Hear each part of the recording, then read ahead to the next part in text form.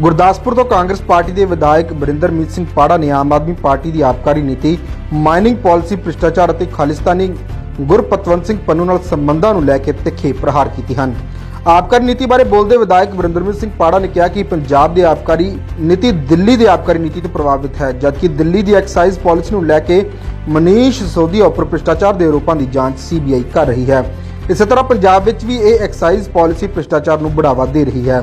ਪੰਜਾਬ ਸਰਕਾਰ ਵੱਲੋਂ ਇਸ ਨੂੰ ਲੈ ਕੇ 9647 ਕਰੋੜ ਰੁਪਏ ਦੇ ਆਉਣ ਵਾਲੇ ਰੈਵਨਿਊ ਦੀ ਗੱਲ ਸਿਰਫ ਢੰਕੋਸਲਾ ਹੀ ਹੈ, ਜਦਕਿ ਅਸਲੀਅਤ ਇਹ ਹੈ ਕਿ ਦਿੱਲੀ ਵਿੱਚ 21 ਸਾਲ ਦਾ ਨੌਜਵਾਨ ਵੀ ਸ਼ਰਾਬ ਖਰੀਦ ਸਕਦਾ ਹੈ ਕਿ ਪਹਿਲਾਂ ਇਹ ਉਮਰ 25 ਸਾਲ ਸੀ। ਨਾਲ ਹੀ ਹੋਂਦ ਸ਼ਰਾਬ ਦਾ ਠੇਕੇਦਾਰ ਜਿੰਨੀ ਮਰਜ਼ੀ ਸ਼ਰਾਬ ਵੇਚ ਸਕਦਾ ਹੈ, ਜਦਕਿ ਪਹਿਲਾਂ ਇਸ ਦੀ ਕੋਟੇ ਦੇ ਰੂਪ ਵਿੱਚ ਇੱਕ ਲਿਮਟ ਹੁੰਦੀ ਸੀ। ਉਹਨਾਂ ਨੇ ਪੰਜਾਬ ਸਰਕਾਰ ਦੇ ਮਾਈਨਿੰਗ ਪਾਲਿਸੀ ਤੇ ਵੀ ਸਵਾਲ ਚੁੱਕੇ ਅਤੇ ਕਿਹਾ ਕਿ ਇਸ ਦੇ ਰੇਤ ਦਾ ਭਾਅ ਕਿੰਨੇ ਗੁਣਾ ਵਧਾ ਦਿੱਤਾ ਹੈ ਤੇ ਦਿਹਾੜੀਦਾਰ ਬੇਰੁਜ਼ਗਾਰ ਕਰ ਦਿੱਤੇ ਹਨ। ਵਿਧਾਇਕ ਪਾੜਾ ਨੇ ਕਿਹਾ ਕਿ ਆਮ ਆਦਮੀ ਪਾਰਟੀ ਸਿਰਫ ਆਪਣੀ ਮਾਰਕੀਟਿੰਗ ਕਰਕੇ ਦੂਜੇ ਰਾਜਾਂ ਵਿੱਚ ਹੋਣ ਵਾਲੀਆਂ ਚੋਣਾਂ ਵਿੱਚ ਵੋਟਾਂ ਬਟੋਰਨ ਦਾ ਮਕਸਦ ਰੱਖਦੀ ਹੈ। ਪੰਜਾਬ ਜਾਂ ਕਿਸੇ ਹੋਰ ਰਾਜ ਦੇ ਹਿੱਤਾਂ ਨਾਲ ਇਸ ਨੂੰ ਕੋਈ ਮਤਲਬ ਨਹੀਂ ਹੈ। ਗੁਰਪਤਵੰਤ ਸਿੰਘ ਪੰਨੂ ਬਾਰੇ ਪੁੱਛੇ ਗਏ ਸਵਾਲ ਤੇ ਬੋਲਦੇ ਉਹਨਾਂ ਨੇ ਕਿਹਾ ਕਿ ਆਮ ਆਦਮੀ ਪਾਰਟੀ ਨੇ ਕਦੀ ਵੀ ਇਹ ਨਹੀਂ ਕਿਹਾ ਉਹਨਾਂ ਨੇ ਪੰਨੂ ਪਾਸੋਂ ਕੋਈ ਪੈਸਾ ਨਹੀਂ ਲਿਆ ਹੈ, ਜਦਕਿ ਗੁਰਪਤਵੰਤ ਸਿੰਘ ਪੰਨੂ ਸ਼ਰੇਆਮ ਦਾਅਵਾ ਕਰਦਾ ਰਿਹਾ ਕਿ ਉਸ ਵੱਲੋਂ ਆਮ ਆਦਮੀ ਪਾਰਟੀ ਨੂੰ ਫੰਡਿੰਗ ਕੀਤੀ ਗਈ ਹੈ। ਸਾਫ਼ ਹੈ ਕਿ ਉਹਨਾਂ ਨੂੰ ਆਪ ਸਰਕਾਰ ਦੀ ਪੂਰੀ ਸ਼ਹਿ ਹੈ ਤੇ ਸਰਕਾਰ ਦੀ ਸ਼ਹਿ ਦਾ ਨਤੀਜਾ ਹੈ ਕਿ ਉਹ ਸ਼ਰੇਆਮ ਪ੍ਰਧਾਨ ਮੰਤਰੀ ਮੋਦੀ ਨੂੰ ਵੀ ਪੰਜਾਬ ਵਿੱਚ ਪੈਰ ਰੱਖਣ ਤੇ ਅੰਜਾਮ ਭੁਗਤਣ ਦੀ ਧਮਕੀ ਦੇ ਰਿਹਾ ਹੈ। ਪੰਜਾਬ ਵਿੱਚ ਜਗ੍ਹਾ ਜਗ੍ਹਾ ਖਾਲਿਸਤਾਨੀ ਸਮਰਥਨ ਵਿੱਚ ਪੋਸਟਰ ਲੱਗ ਰਹੇ ਹਨ ਅਤੇ ਉੱਘੇ ਸਿਆਸਤਦਾਨਾਂ ਨੂੰ ਜਾਨੋਂ ਮਾਰਨ ਦੀਆਂ ਧਮਕੀਆਂ ਵੀ ਮਿਲ ਰਹੀਆਂ ਹਨ। ਉਹਨਾਂ ਕਿਹਾ ਕਿ ਆਪ ਦੋਗਲੇ ਰੇੜੇ ਵਾਲੀ ਪਾਰਟੀ ਹੈ ਜੋ ਝੂਠੀਆਂ ਦਾਅਵਿਆਂ ਨਾਲ ਲੋਕਾਂ ਨੂੰ ਭਰਮਾਉਣ ਵਿੱਚ ਲੱਗੀ ਹੋਈ ਹੈ, ਪਰ ਲੋਕ ਖਾਸ ਕਰ ਪੰਜਾਬੀ ਇਸ ਦੇ ਮਨਸੂਬਿਆਂ ਤੋਂ ਵਾਕਿਫ ਹੋ ਚੁੱਕੇ ਹਨ ਅਤੇ ਪੰਜਾਬੀਆਂ ਨੇ ਸੰਗਰੂਰ ਚੋਣਾਂ ਦੌਰਾਨ ਇਹਨਾਂ ਨੂੰ ਇਹ ਵੀ ਦਿਖਾ ਦਿੱਤਾ ਹੈ।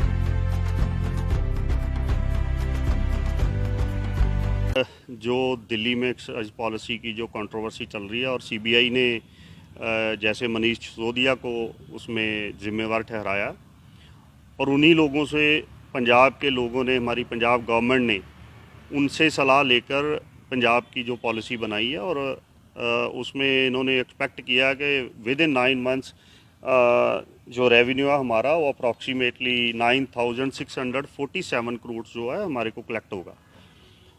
और ये मैं आपको बताना चाहता हूँ जो दिल्ली में पॉलिसी इन्होंने पहले लागू की, वहाँ पे कंट्रोवर्सी हुई, वहाँ पे बोल रहे हैं कि बहुत करोड़ों का घपला हुआ है।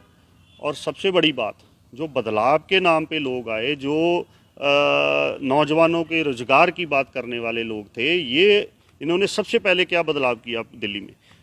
पहले वहाँ पे 25 साल का नौजवान जो है शराब ले सकता था, उसके बाद इन्होंने वो एज कम करके 21 साल कर दी।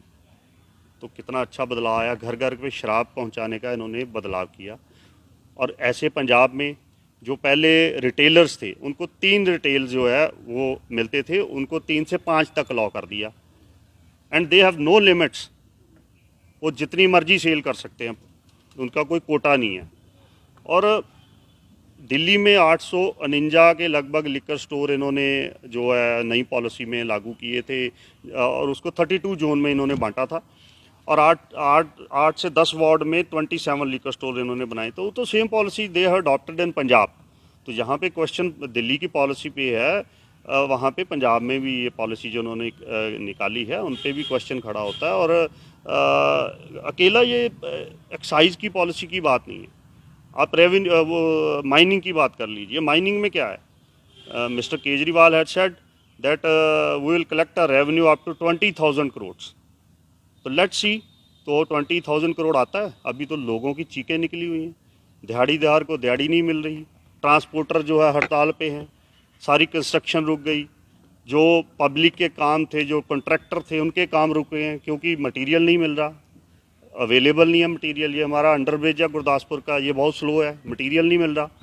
कई लोग मेरे को पूछते हैं कि सर ये काम क्यों नहीं हो रहा, बहुत स्लो चल रहा है। तो अभी तो ये सरकार पे डिपेंड करता है ना, उन्होंने सारा फ्लो ही रोक दिया कारोबार का।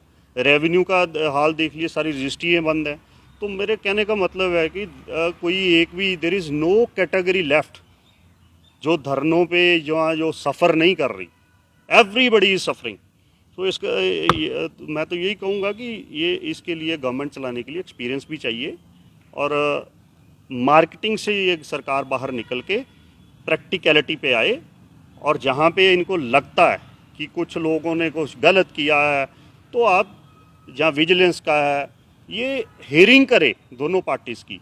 अगर मान लीजिए किसी मिनिस्टर ने कुछ गलत किया, उसमें सेक्रेटरी भी इन्वॉल्व होता है, उसमें डायरेक्टर भी इन्वॉल्व होता है, क्योंकि पॉलिसी नीचे से बननी शुरू होती है और लास्ट में मिनिस्टर के पास जाती है। तो ये they are only targeting the political leaders.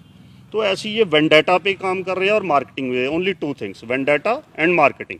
क्योंकि गुजरात में इलेक्शन है, हिमाचल में इलेक्शन है, तो ये वहाँ पे बताना चाहते हैं कि हमने तो भाई देखो कैसे वहाँ पे करप्शन को पकड़ लिया, ये कर दिया। इनका जो मिनिस्टर था सिंगला, उनको ये कोर्ट में उनका कोई एविडेंस नहीं दे पाए। आज वो मीटिंग्स में भी बैठ रहा है, आज वो हर इनकी मीटिंग में बैठा हुआ होता है। तो इनके दो फेसेस हैं, दे हैव टू फेसेस। तो पंजाब के लोग बहुत जल्दी समझ भी जाते हैं, संगरूर में समझाया भी है इनको, but they are not trying to understand the Punjabis. तो बड़ी जल्दी ये लोग इनको समझाएंगे, इनको प्रैक्टिकलिटी पे आना पड़ेगा। अगर आ जाएंगे तो इनको लोग अडॉप्ट भी करेंगे, अच्छा हम भी अच्छा कहेंगे। अगर ये वेंडेटा पे काम करेंगे, प्रैक्टिकलिटी पे नहीं उतरेंगे, तो और 1-2 महीने में सारे लोग सड़कों पे आएंगे, आप देखना। गुरपतवंत सिंह पन्नू जो अभी उसको लगता भी ये शेल्टर दे रहा है आम आदमी पार्टी, जो इसे खुलेआम में बोल रहा है वो। देखिए, मैं बताना चाहता हूँ, आपने एक वीडियो सुनी होगी गुरपतवंत पन्नू की, जिसमें इसने ओपन चैलेंज किया है भगवंत मान को। उसने इसमें बोला है कि अगर इनमें दम है तो ये बोल के बताएं, हमने इनको सपोर्ट किया है, हमने इनको फंडिंग की है। तो आज तक गवर्नमेंट ने इस पे कोई एफआईआर नहीं की, आज तक गवर्नमेंट ने कोई स्पष्टीकरण नहीं दिया इस पे कि हाँ भाई ये बात बोल रहा है, ये बिल्कुल गलत बोल रहा है। बट ही हैड चैलेंज्ड कि मैं बोल रहा हूँ कि इन्होंने मेरे से सपोर्ट भी लिया, इन्होंने हमारे से फंडिंग भी करवाई है। तो आप बोल सकते हैं कि ये शेल्टर ही है जो यहाँ पे पंजाब में पोस्टर लग रहे हैं, पंजाब में हर दूसरे दिन वो चैलेंज कर रहा है। तो ये गवर्नमेंट की शेल्टर के बगैर तो मेरे ख्याल हो नहीं सकता। लगता है जो भी देश के प्रधानमंत्री थे उनका तो माहौल खराब हो सकता पंजाब का, जी सर कह रहे हो। देखिए, मैंने उसकी वीडियो सुनी है जिसमें वो चैलेंज कर रहा है कि 24 को अगस्त को प्रधानमंत्री पंजाब की धरती में पाँव रख के बताए, प्रधानमंत्री को ये कर देंगे, वो कर देंगे। देखिए, हमारी पार्टी अलग हो सकती है कांग्रेस, बट प्राइम मिनिस्टर वो हिंदुस्तान का है। तो अगर कोई ऐसा एलिमेंट इंडिया के प्राइम मिनिस्टर को, चाहे किसी पार्टी का भी हो, चैलेंज करता है तो उसको पकड़ के लाना चाहिए, उसको सज़ा देनी चाहिए। और जो शांति देश की और स्टेट की भंग करनी चाहता है उनको कभी भी स्पेयर नहीं करना चाहिए। और पंजाब में खास करके भगवंत मान की सरकार है, और भगवंत मान केजरीवाल की गवर्नमेंट है, और राघव चड्ढा सुपर सीएम जो है उनकी गवर्नमेंट है। वो डायरेक्शन दे सकते हैं, क्योंकि डायरेक्शन पे चलते हैं भगवंत मान जी। वो डायरेक्शन दे सकते हैं अपने चीफ मिनिस्टर को कि भाई ये ऐसे ऐसे बोल रहा है, इस पर कार्रवाई करो। बट नोबडी मतलब ट्राई कि उस आदमी को पकड़ा जाए और पंजाब की जो शांति बहाल करे। अभी मैंने रिसेंटली रात को एक न्यूज़ सुन रहा था कि जो कांग्रेसी लीडर हैं, सुखजिंदर रंधावा, पिंकी जी और गुरकीरत, और एक और लीडर हैं विजेंद्र सिंगला जी, कि जिनको थ्रेट है। तो ये मतलब पंजाब के जो एक्स मिनिस्टर हैं, प्रेजेंट एमएलए हैं, उनको भी अभी पंजाब में इतना थ्रेट है। तो फिर मेरे हिसाब से फेलियर है गवर्नमेंट का। बट जो ये तो चीफ मिनिस्टर को लेना चाहिए, बट अभी ये पता नहीं चल रहा कि चीफ मिनिस्टर कौन है। राघव चड्ढा है, केजरीवाल है, भगवंत मान है। सो ये स्टैंड लेना पड़ेगा चीफ मिनिस्टर को, अगर भगवंत मान वाकई पंजाब की बात करना चाहते हैं, वाकई में ही शहीद भगत सिंह की बात करके पगड़ी बांधने से ऐसे नहीं होता। अगर आप पंजाब के हो तो you have to stand, Punjab के मुद्दों पे आपको खड़ा होना पड़ेगा और दिल्ली के लोगों से, जंगल से बाहर आना पड़ेगा।